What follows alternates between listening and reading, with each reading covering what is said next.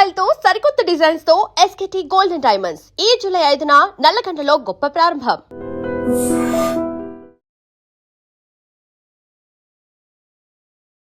నమస్కారం, మీరు చూస్తుంది ఐడ్రీమ్. నేను మీ కీర్తి. జూలై మాసంలో ద్వాదశ రాశుల వారికి ఎలా ఉంది తెలియజేయడానికి మనతో పాటు ప్రముఖ ఆస్ట్రాలజర్ బ్రహ్మశ్రీ గోరుగుంట్ల సురేష్ బాబు గారు ఉన్నారు. నమస్తే అండి. కీర్తి గారు నమస్కారం అండి. సో జూలై మాసం వచ్చేస్తుంది. ఆల్మోస్ట్ ఆషాఢం కూడా ఈ మాసంతో ప్రారంభమవుతుంది కాబట్టి మనం గురుకి సంబంధించిన వివరాలు కూడా తెలుసుకున్నాం. సో ఇప్పుడిప్పుడే అనుభవాల్ని అందరూ కూడా ద్వాదశ రాశుల వాళ్ళు అనుభవిస్తూ ఉన్నారు. సో ముఖ్యంగా జూలై మాసం గురించి తెలుసుకుందామండి. ఓం గం గణపతియే నమః. స్వర్ణలక్ష్మి నమస్తే అస్తు. పరబ్రహ్మ స్వరూపిణి రాజ్యం దేహి ధనం దేహి సర్వకామాంచ దేహి మే.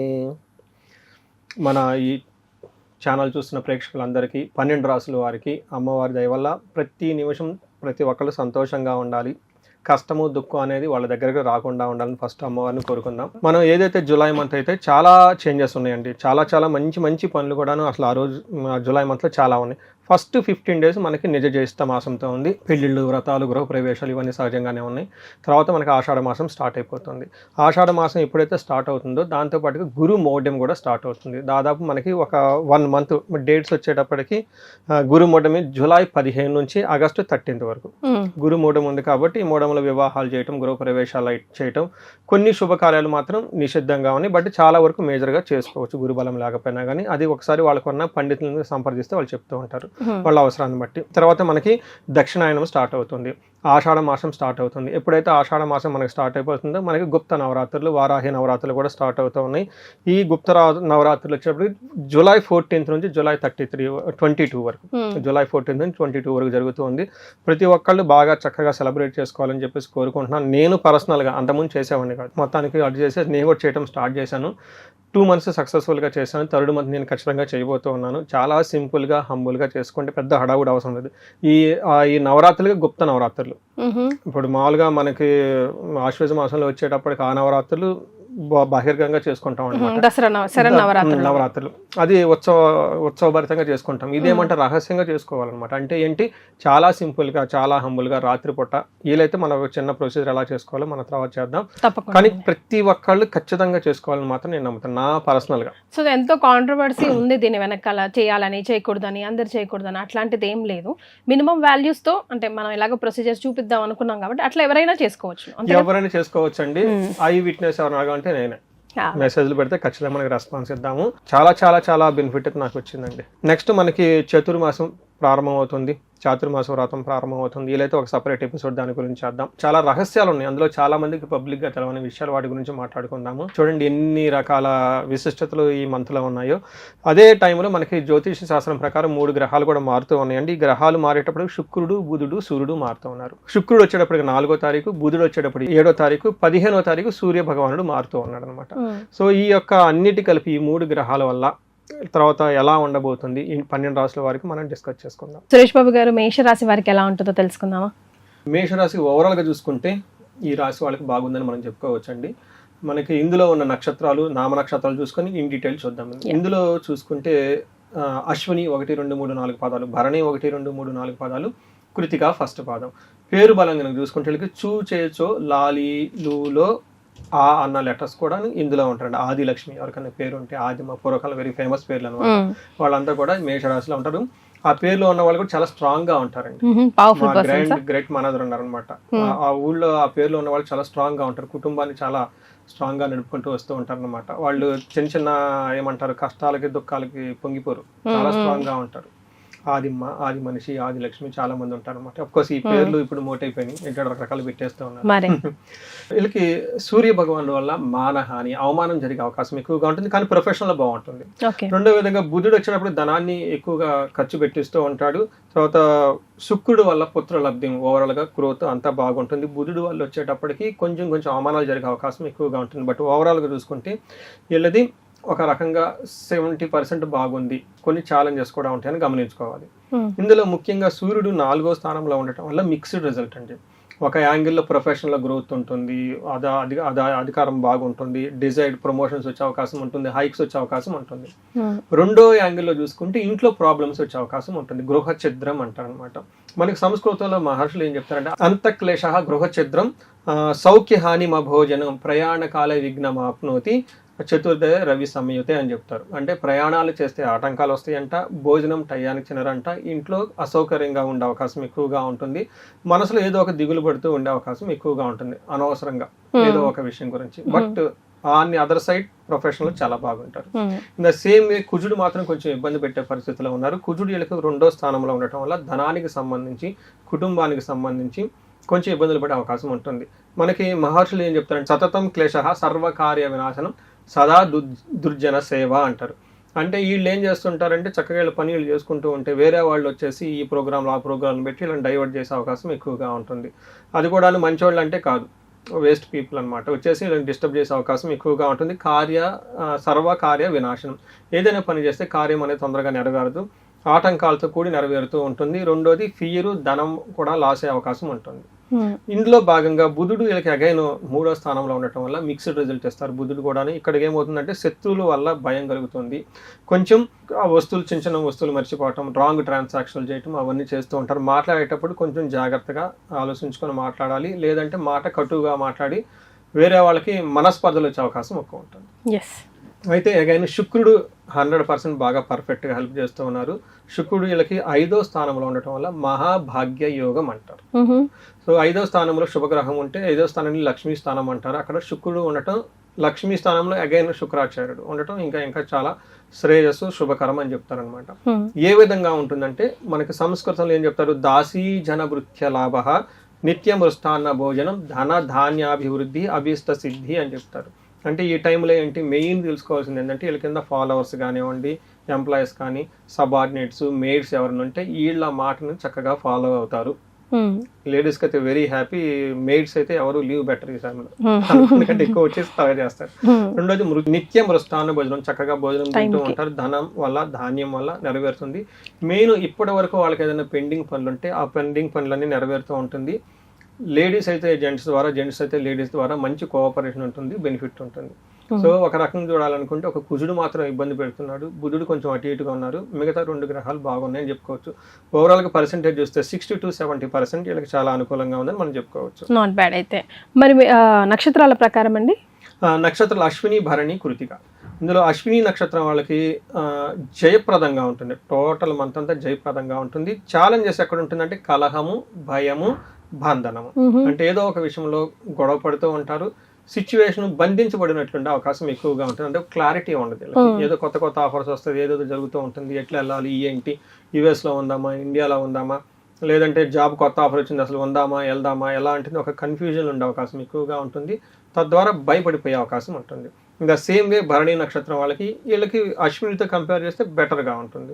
వీళ్ళకి ఐశ్వర్యవంతంగా ఉంటుంది, జయప్రదంగా ఉంటుంది. అగైన్ ఇందాక చెప్పుకున్న విధంగా వీళ్ళకి కూడాను బంధనము, గొడవలు, అనవసరంగా భయపడే సిచ్యువేషన్స్ ఉంటూ ఉంటాయి. నెక్స్ట్ కృతికా నక్షత్రం వీళ్ళకి ఐశ్వర్యప్రదంగా ఉంటుంది, జయప్రదంగా ఉంటుంది. ఎన్ని ఒడిదుడుకులు వచ్చినా కానీ చక్కగా చేంజ్ చేసుకుని ముందుకు వెళ్ళిపోయేసి నిలబడుతూ ఉంటారు. వీళ్ళకి కూడాను ధనలాభం ఎక్కువగా ఉంది. వీళ్ళకి ఇంకొక బెటర్ ప్లస్ పాయింట్ అని చెప్పుకోవచ్చు.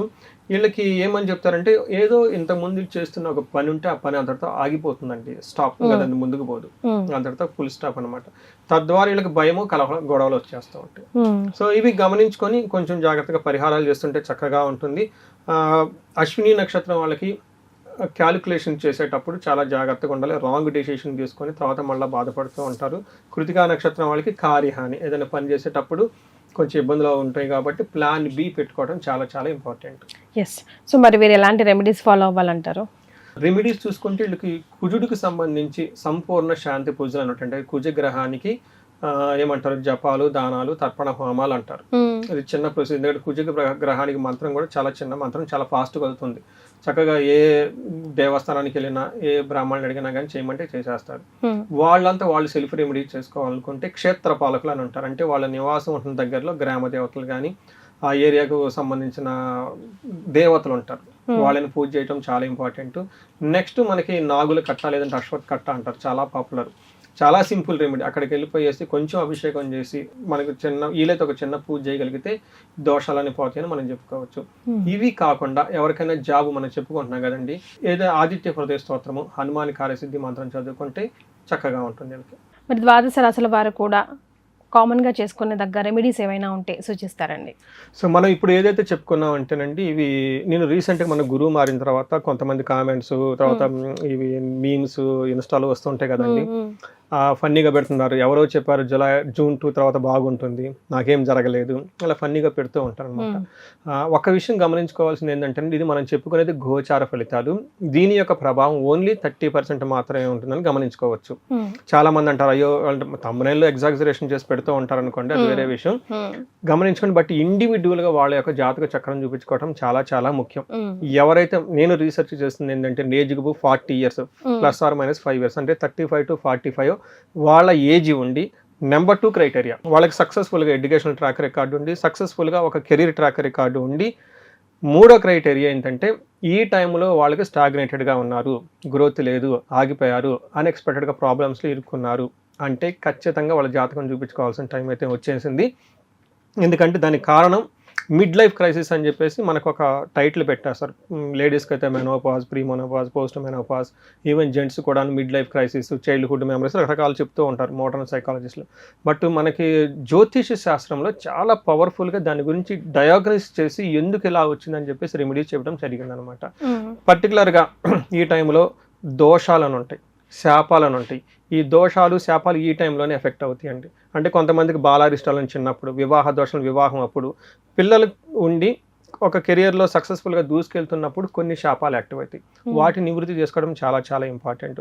అందుకని ఆ దోషాలు తెలుసుకొని, శాపాలు ఏమన్నా తెలుసుకొని, టోటల్గా స్కానింగ్, టోటల్ మనకి ఏమంటారు, మనకి మాస్టర్ చెకప్ లాగా టోటల్ హారోస్కోప్ చెకప్ చేసుకొని ఏమైనా ఉంటే వాటికి సంబంధించిన దోష పరిహారాలు చేసుకోవడం చాలా చాలా ఇంపార్టెంట్. ఆ దోష పరిహారాలు కూడా చాలా పెద్ద కాస్ట్లీ ఏమంటే చాలా సింపుల్, చాలా ఈజీగా చేసుకోగలిగే రెమెడీస్. వాటి మీద అంతా మేము వర్క్ చేస్తూ ఉన్నాం అనమాట, అందరికి హెల్ప్ చేస్తూ ఉన్నాము. ఈ మెసేజ్తో ఎప్పుడైతే వెళ్ళానో చాలా మంది అబ్రాడ్ నుంచి ఎన్ఆర్ఎల్ అయితేనేమండి, పెళ్లి కానీ రకరకాలంతా వచ్చేసి చెక్ చేసుకుంటూ ఉన్నారనమాట. చాలా యూజ్ అవుతుందండి మాకు. ఆ తర్వాత చాలా ట్రాన్స్ఫార్మ్ అయ్యామని చెప్తూ ఉన్నారనమాట. దీన్ని ప్రతి ఒక్కళ్ళు ఇలా ఫేస్ చేస్తుంటే మనకు కనెక్ట్ అయితే కనిపిస్తున్న నెంబర్, స్క్రీన్ మీద నెంబర్ ద్వారా మనం వాళ్ళకి హెల్ప్ చేయొచ్చు. రెండోది, ప్రతి సమస్యకి సొల్యూషన్ ఉంటుంది. ఎవరికైతే వివాహం కాలేదో, వాళ్ళకి అన్యోన్య దాంపత్యం మధ్య సరిగా లేదో, శీఘ్రంగా వివాహం కావడానికి, భార్యాభర్తల మధ్య అన్యోన్యం చక్కగా ఉండడానికి అన్యోన్య దాంపత్య పాశుపత అభిషేకం, హెల్త్ బాగలేకపోతే అమృత మృత్యుంజయ పాశుపత అభిషేకం, ధనానికి ఎవరు ఇబ్బంది పడకూడదని నేను కోరుకుంటానండి. ఎవరైతే ధనానికి ఇబ్బంది పడుతున్నారో స్వర్ణలక్ష్మి విశేష హోమం చేయించుకోవటం, ఇలా పర్టికులర్గా వాళ్ళకి ఏదైనా స్పెసిఫిక్ ప్రాబ్లం ఉన్నా కానీ చక్కగా వాళ్ళ హారోస్కోప్ చెక్ చేసి ఎంత తీవ్రత ఉందో తెలుసుకొని, దానికి రీజన్ ఏంటో కూడా తెలుసుకొని వాళ్ళు చక్కగా మనం హెల్ప్ చేయొచ్చు.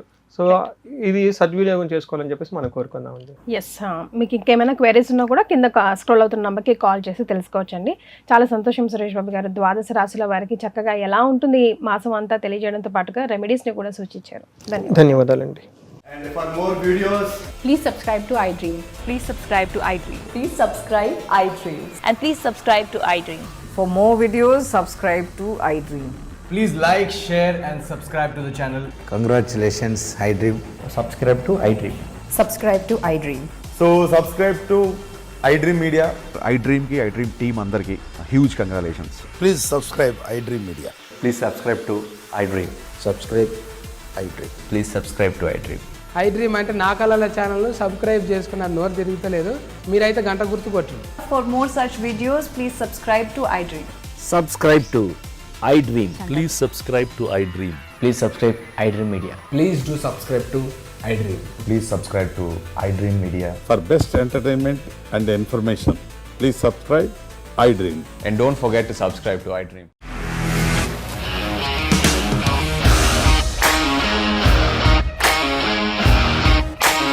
ఇండస్ట్రీలో కమిట్మెంట్ ఇష్యూస్ వస్తే నీకు కూడా వచ్చినట్టు? మార్నింగ్ తీసుకెళ్ళారంటే కొద్ది పడేసారు.